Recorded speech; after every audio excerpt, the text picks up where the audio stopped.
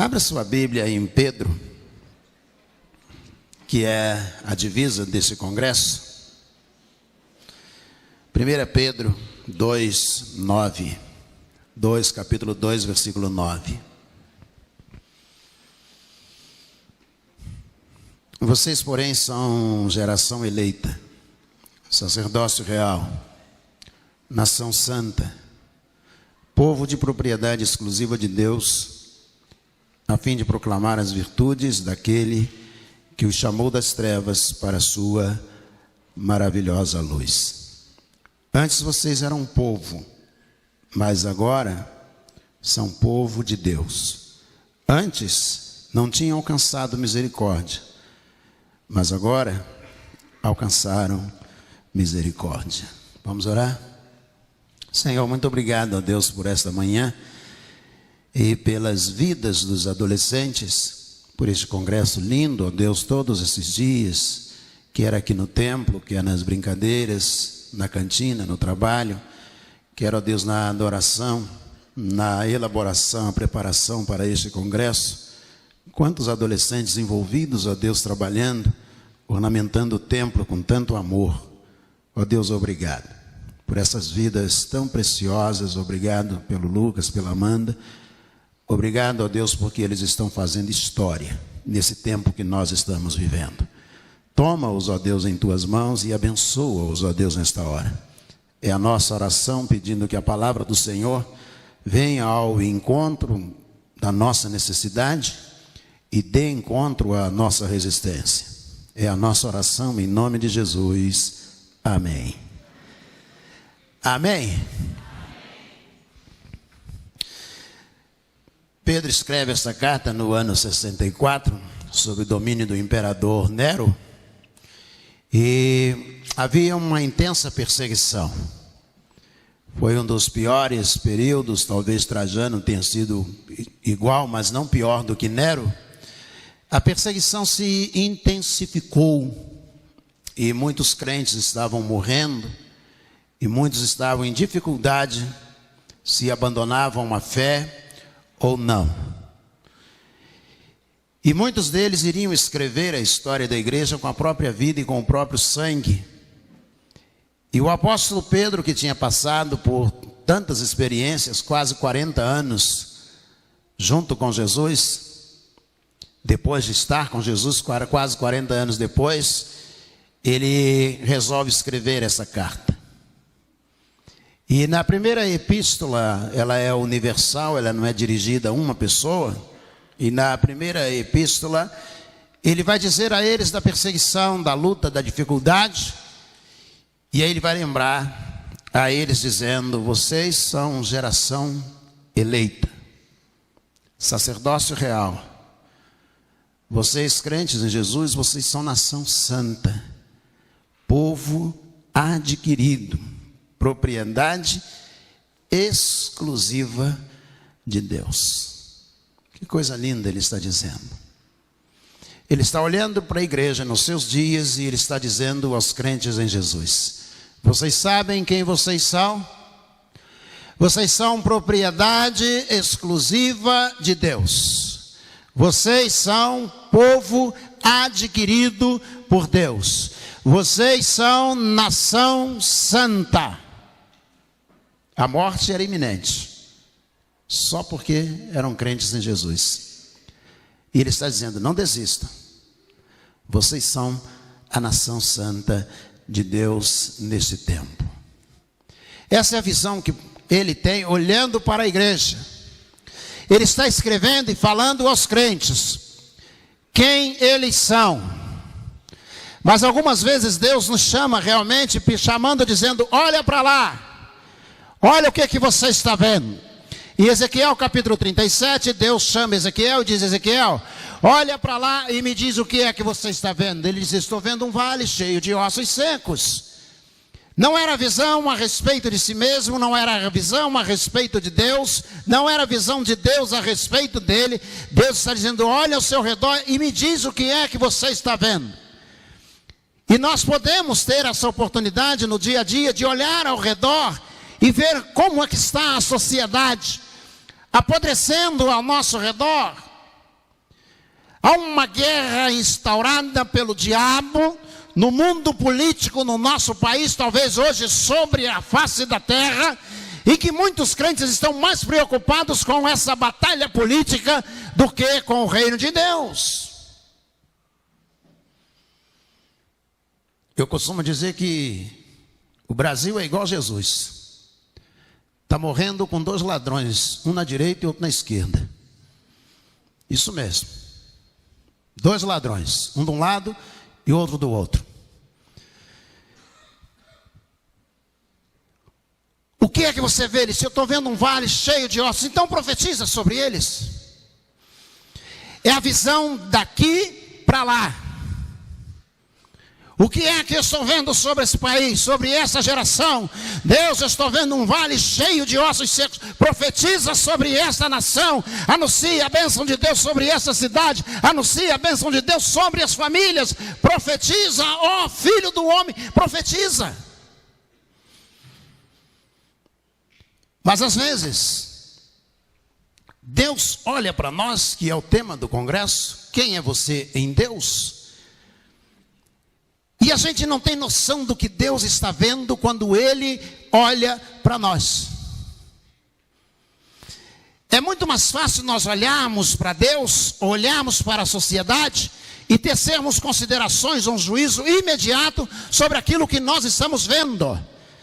Mas quando Deus olha para nós, muitas vezes, ou quase sempre, nós não temos a menor possibilidade de saber o que é que Deus está vendo em nós.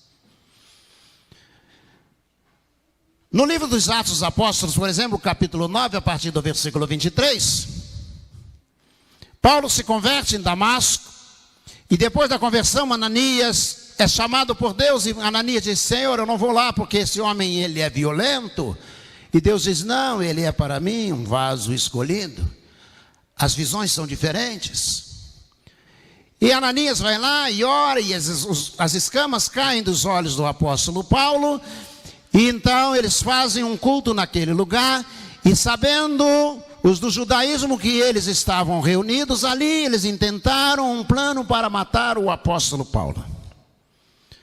E diz que de noite ou de madrugada, eles amarraram lençóis, os crentes em Jesus, colocaram um cesto, colocaram Paulo no cesto, e eles desceram pela janela da porta dos fundos da casa em que eles estavam, para fora da muralha da cidade.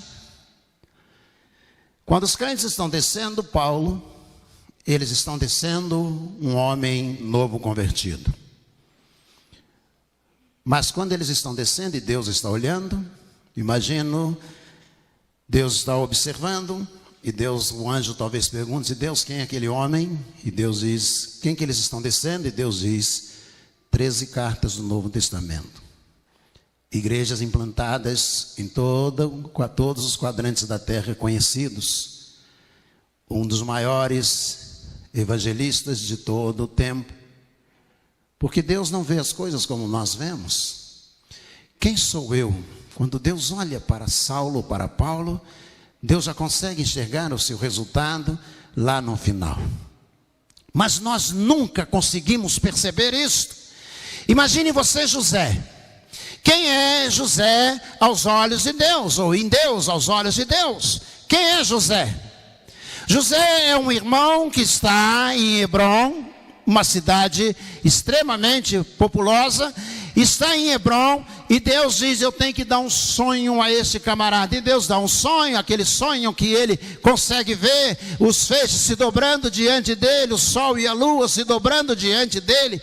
E os irmãos de José ficam indignados, porque eles são os feixes que vão se dobrar no sonho de José, diante de José. Porque os irmãos de José só conseguem enxergar aquilo que está acontecendo naquele momento. Mas Deus diz: José um dia vai precisar interpretar sonhos. Um dia ele vai precisar usar os sonhos. E eu tenho que começar com ele agora aqui em Hebrom. Deus não espera José chegar ao Egito para começar a obra na vida dele. Os sonhos começam em Hebrom. E aí Deus diz assim: ele vai ter que ser preso em Hebrom para eu colocá-lo lá dentro do palácio de Faraó. E como é que José vai se acostumar com a ideia de chegar ao Egito e ser preso? Eu tenho que prendê-lo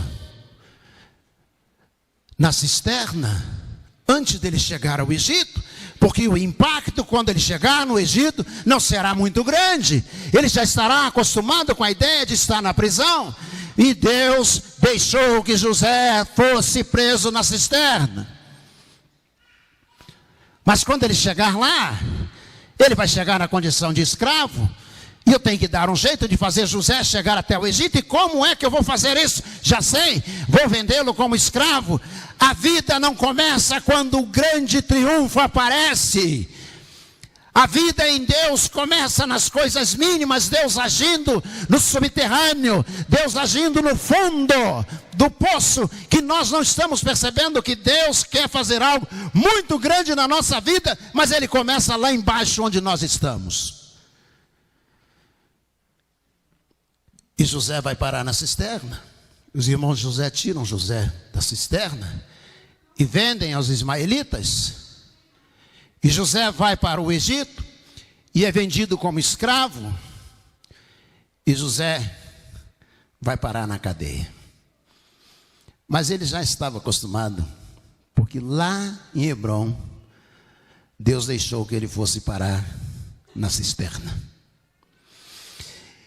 E ele na prisão, ele tem que interpretar sonhos. Mas ele já estava acostumado. Porque lá em Hebrom, Deus já havia dado a ele condições de interpretar sonhos. E ele sai da prisão. E ele vai se tornar o primeiro ministro do Egito. Deus começou a obra na vida de José. Quem era José? Na cisterna. Ele era o primeiro ministro de Deus. Quem era José no sonho entre os irmãos? Ele já era o primeiro ministro de Deus, primeiro ministro do Egito. Quem era José com as mãos amarradas, sendo vendido à caravana de ismaelitas? Quem olhava via somente um escravo, mas Deus, ao olhar para José com as mãos amarradas, sendo levado para o Egito, ele já era o primeiro ministro de Deus. Ele já era. E ele vai se tornar lá, se concretizar como o primeiro ministro de Deus. Todo o Velho Testamento e todo o Novo Testamento é assim. Ontem eu falava pela manhã, na reunião do café da oração, dizia a eles, quando a gente pensa em Davi, qual é a primeira coisa que vem à cabeça da gente?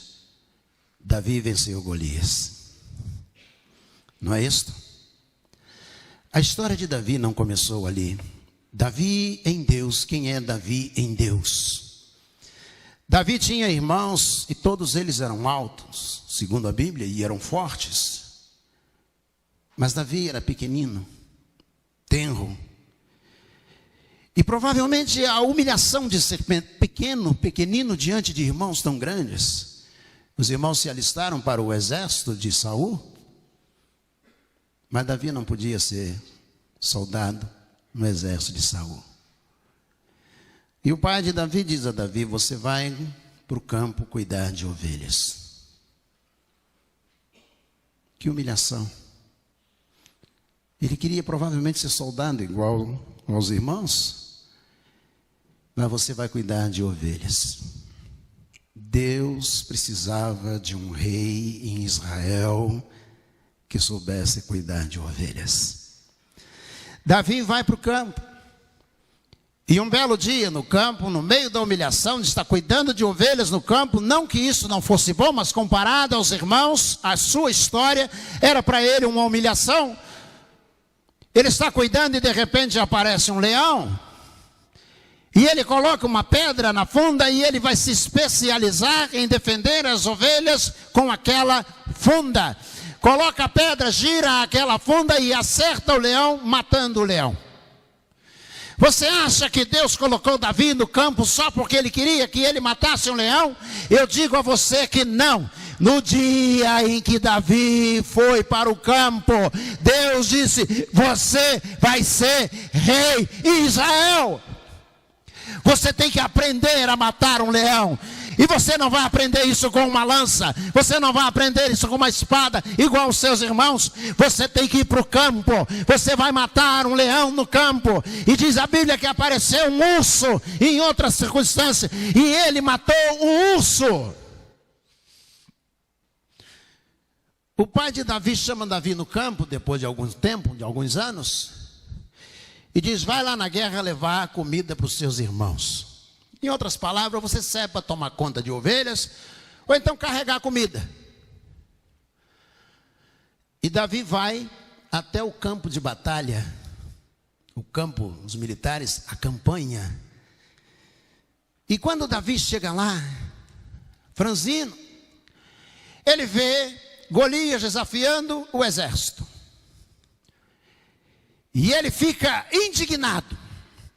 Ele se irrita profundamente porque nenhum soldado se oferece para enfrentar Golias. E ele então diz: esse incircunciso, esse gigante, quase 3 metros de altura, ele está desafiando o poder de Deus. Ele estava no campo, mas ele não perdeu a comunhão com Deus. E aí dizem: o que você acha que a gente tem que fazer? Ele disse: me coloquem lá, e eu entrego a carne dele às aves do céu, ainda hoje. Levaram Davi, e Davi foi à presença do rei Saul, e Saul disse: mas você é pequenino, você não tem condições, mas eu quero enfrentar, já que ninguém quer. Coloquem a armadura nele, a armadura que pesava quase 60 quilos. Davi ficou imóvel, parado, e disse: tira esse negócio de mim, que eu não consigo nem me mexer com esse peso todo. Tiraram de Davi aquela armadura, e o rei Saul disse: que o seu Deus seja contigo. Davi, em Deus, já era rei, tomando conta das ovelhas. Davi se aproxima de Golias e diz: eu venho contra ti em nome do Senhor. Deus fez Davi um rei, não foi por causa de uma pedra, mas foi por causa da comunhão com Deus. Davi em Deus já era rei, mesmo tomando conta das ovelhas. Davi em Deus já era rei, mesmo tendo que enfrentar um leão. E aí Davi rodou aquela pedra, afunda, rodou e soltou, e ela bateu entre os olhos de Golias, e ele caiu no chão morto. Diz que a multidão dançava, dizendo: Saul matou 1000, mas Davi matou 10.000 de uma vez só, com uma pedrada só. Quem é Pedro em Deus? Ele está pescando. Jesus se aproxima e diz: joga a rede do outro lado. Ele olha e diz: nós jogamos a rede a noite inteira e não pegamos peixe. Joga. E ele começa a ser a coluna central da igreja em Jerusalém. Ele não sabia disto. Quando Jesus olhou para ele, Jesus disse: esse camarada vai ser a coluna central da evangelização do mundo inteiro. Joga a rede. Ele não discutiu, jogou a rede, e a rede voltou cheia de peixe. Ele disse: Senhor, saia do meu barco, porque eu não sou digno do Senhor estar dentro do meu barco. Jesus está olhando para ele e diz assim: também te digo que a partir de agora o seu nome, eu estou mudando o seu nome. Você vai ser Pedro, pedra. Não, meu nome é Simão. Disse: não. Quando você olha para você, você enxerga um Simão. Estou dizendo que o seu nome, a partir de agora, que eu olho para você e eu enxergo pedra. Pedro, pedra. Eu acredito que 20 de julho de 1980, eu estava indo à igreja, saindo de casa, ainda jovem, fazer 20 anos naquela época. E aí me perguntaram: onde você está indo, Tidinho? Me chamam lá de Tidinho. Eu estou indo à igreja. Era a primeira vez que eu estava entrando numa igreja evangélica. E eu estava indo e eu me via como um jovem com a Bíblia embaixo do braço, indo pela primeira vez à igreja. Talvez você não acredite nisto. Deus estava olhando e estava dizendo: eu estou vendo ali um pregador.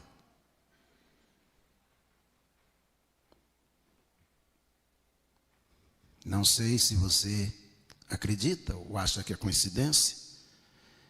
No dia em que eu nasci, 31 de julho de 1959, foi organizada a congregação da Primeira Igreja Batista de Cabo Frio.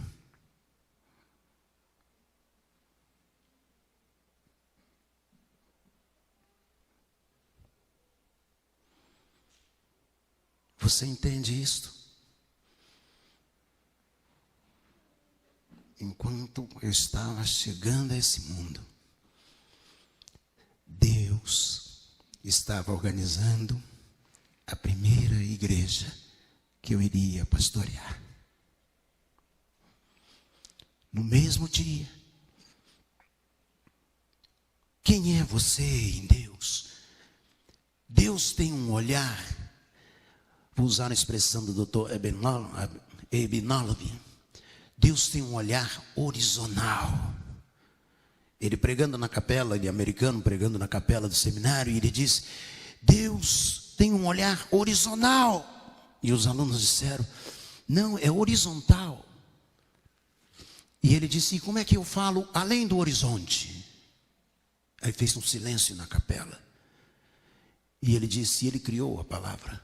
E ele disse: é um olhar horizontal, além do horizonte. Deus não vê um escravo indo para o Egito, ele vê um primeiro-ministro. Deus não vê um servo indo para a cova dos leões, ele vê um primeiro-ministro, Daniel. Deus não vê o apóstolo Paulo descendo no cesto, ele vê o maior evangelista de todos os tempos, o maior escritor da Bíblia Sagrada que nós temos. Quando Deus olha para você, quem é você em Deus? Na visão de Deus, quem é você? Se você só olha e só enxerga um escravo, só enxerga a doença, só enxerga o desemprego, só enxerga a dificuldade, eu quero dizer a você que quando Deus olha para você, Ele enxerga muito além do que você é capaz de ver.